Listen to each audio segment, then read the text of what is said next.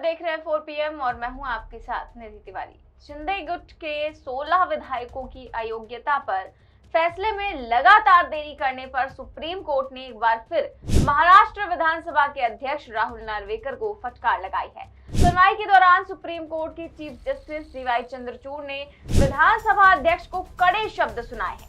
विधायकों की अयोग्यता पर विधानसभा अध्यक्ष को तत्काल निर्णय लेने का भी आदेश जारी कर दिया गया है, जिसके बाद जाहिर तौर पर शिंदे की मुश्किलें भी बढ़ सकती हैं और जब शिंदे की मुश्किलें बढ़ेंगी तो बीजेपी की भी परेशानी जाहिर तौर पर बढ़ेगी। तो क्या कहा है सुप्रीम कोर्ट ने, उसके लिए खबर देखिए न्यूज़ 24 की है। लिखा हुआ है कि महाराष्ट्र के सबसे बड़े सियासी उलटफेर पर सुप्रीम कोर्ट की तीखी टिप्पणी।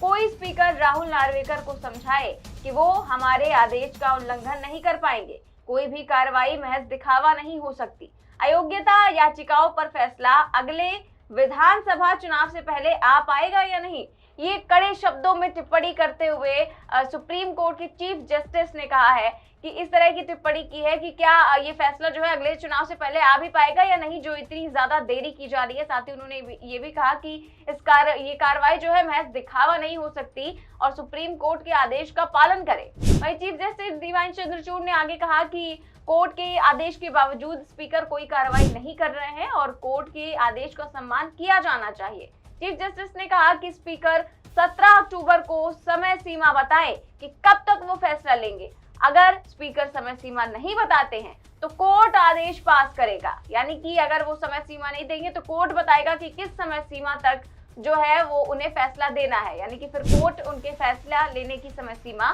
तय करेगा। सीजीआई ने आगे कहा कि विधानसभा अध्यक्ष सुप्रीम कोर्ट के आदेश की अवहेलना कर रहे हैं और ये बिल्कुल भी बर्दाश्त नहीं किया जाएगा। चीफ जस्टिस चंद्रचूड़ ने राहुल नार्वेकर को चेतावनी दे दी कि हमें एक निश्चित समय सीमा के भीतर सुनवाई करने का आदेश देना ही होगा।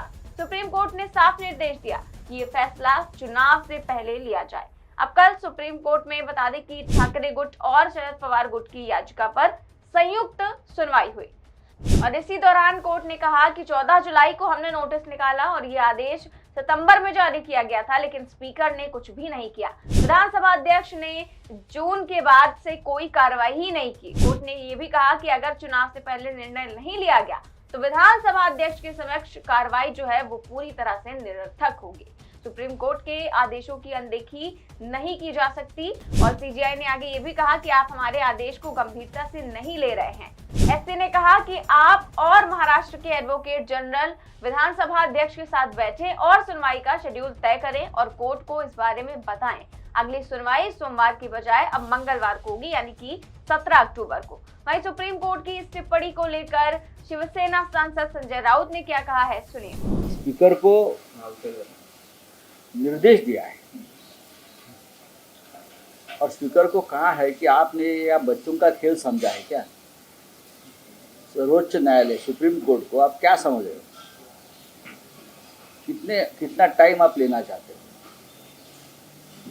ये बच्चों का खेल नहीं है और आपको एक टाइम फ्रेम बनाना पड़ेगा, नहीं तो हम आपको टाइम फ्रेम बना के देंगे। ये सुप्रीम कोर्ट ने कहा है। महाराष्ट्र की एक परंपरा है, महाराष्ट्र असेंबली हो या विधिमंडल हो, एक परंपरा है न्याय सत्य की और संविधान की रक्षा की। ऐसे ऐसे लोग उस चेयर पर बैठे हैं जिसने हमेशा संविधान का सम्मान किया है, लेकिन जब से ये सरकार आई है, ये कॉन्ट्रैक्ट लेबर जैसी कॉन्ट्रैक्ट सरकार, तब से विधानसभा का स्पीकर हो, मुख्यमंत्री हो, मंत्री हो, ना कानून को मानते हैं, ना संविधान को मानते हैं, ना सर्वोच्च न्यायालय को मानते हैं। इसलिए कल चीफ जस्टिस ऑफ इंडिया ने महाराष्ट्र विधानसभा के स्पीकर को ये साफ शब्दों में कहा है कि आप हमें हल्के में मत लीजिए, हम भी आपको आदेश दे सकते हैं। 1 साल तक आप एक असंवैधानिक सरकार को महाराष्ट्र में बिठा के रखा है। वो निर्णय ले रहे हैं, वो करप्शन कर रहे हैं।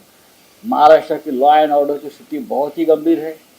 हाँ, और सरकार को आपने प्रोटेक्ट करके रखा। इस देश में क्या चल रहा है? विधानसभा स्पीकर जिसे न्यायालय ने कहा है ये इलेक्शन ट्राइब्यूनल है, तो उनकी जिम्मेदारी बनती है कि सबके बात सुनकर निर्णय लीजिए। कितना टाइम लगता है निर्णय लेने? हाँ, 1 साल हो गया, आपके पास टाइम नहीं है।